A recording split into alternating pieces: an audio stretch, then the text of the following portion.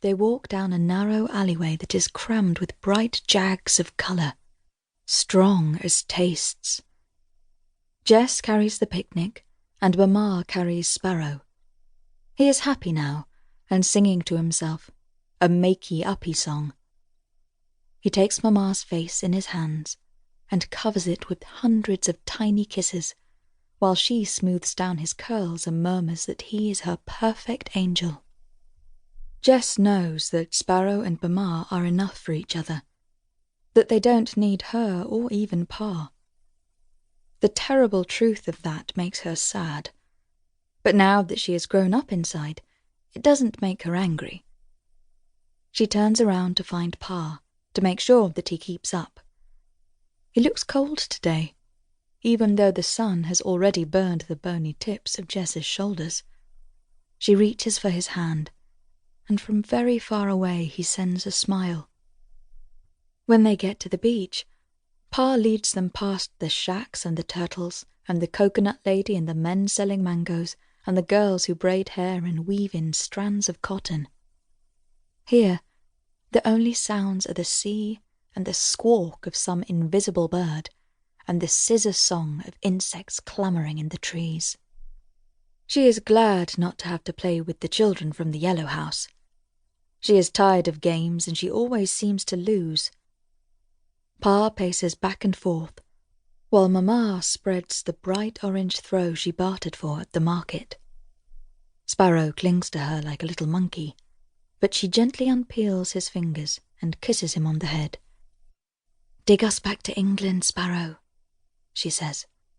"Make me a tunnel and let's go." And she mimes shouldering her way into a narrow space. "Keep an eye on him for me, Jess." Down at the water's edge, Sparrow starts to shovel at the wet sand. "Jess, how long will it take to get back to London? Will it take 5 minutes or 5 hours? She says it might take 5 weeks, or 2 months, or maybe even a year, now that they don't have the camper van anymore.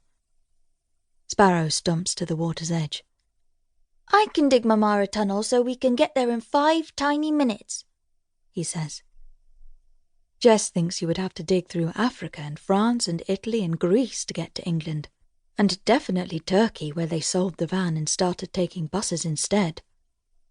Here, it is so hard to remember things. For 2 whole days she has been trying to recite the stations on the Northern Line, but she keeps getting stuck at Balham. Sparrow is digging, then swishing water at the hole to help it sink and become a tunnel. "I can't concentrate if you keep splashing me the whole time," Jess says. He can't believe she's forgotten about the tunnel already. "You're not helping by flooding it like that," she says. And then she gets bossy and tells him to shush, that she needs to be able to count. He holds up his fingers and tells her she can count those, but she calls him a silly Billy and says he hasn't got nearly enough fingers. She tells him to fetch shells and pebbles or whatever he can find. "Is it a mission?" he asks.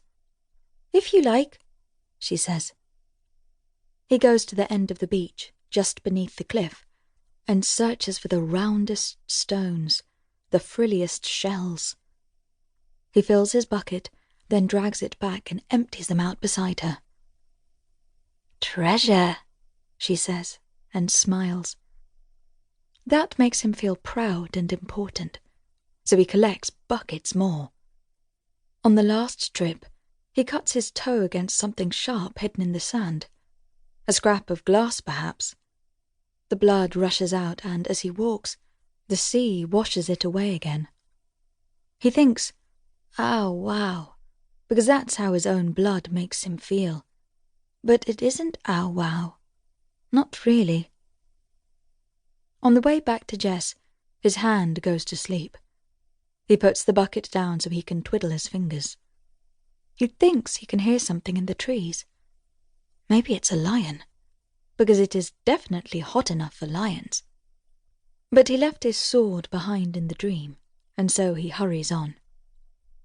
Jess isn't counting anymore, and she isn't helping with the tunnel either.